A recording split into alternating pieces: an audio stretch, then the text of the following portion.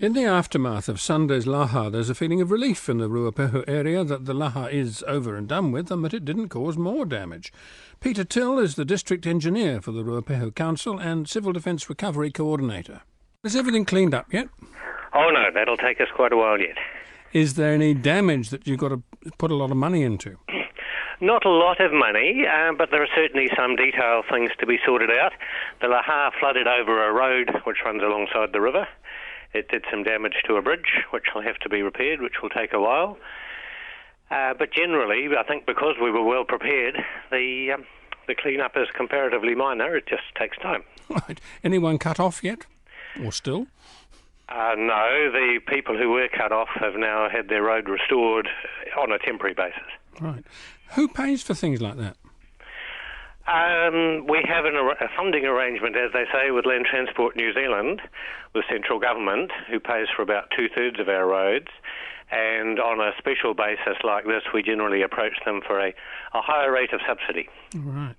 Now, a council debrief yesterday. Anything that you looked at and thought, we could do that better next time if there is one?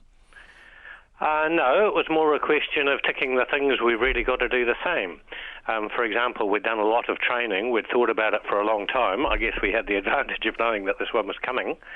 And a big pool of people who can do what they have to do when the time comes. So it was like a whole series of civil defence exercises beforehand on Lahar, and then you got one? Yeah, exactly. There was a bit of a hitch with the texting, I understand. Yes, I wouldn't really put that one at our door, but it was a bit of a hoot, really. What happened? Well, all through the day, we'd sent messages into the SMS texting system, which went along the lines of Lahar coming, Lahar arrived, road closed, road open, all the good stuff, and they were all delivered at the same time. And was that on time? No, sometime later. That was a problem, wasn't it? Yes, if you'd really been relying on the texting, I think you'd have been quite irate. So how much of your planning, if you like, was texting? How important could it have been? It was an add-on extra. Our pages, which called out the people and got them working, were entirely independent of that. But there had been a request by the general public for more information, and that's how we've chosen to do it. So you're obviously following that one up then? Yes. Any idea what went wrong? No, not as yet. It is something we are following up. Now, National Radio, as it was, had a real interest in the Tangawai Memorial. I gather that there is a bit of a problem with the loo there. Yes, the loo was just upstream of the memorial as such. The loo was a very solid concrete block building.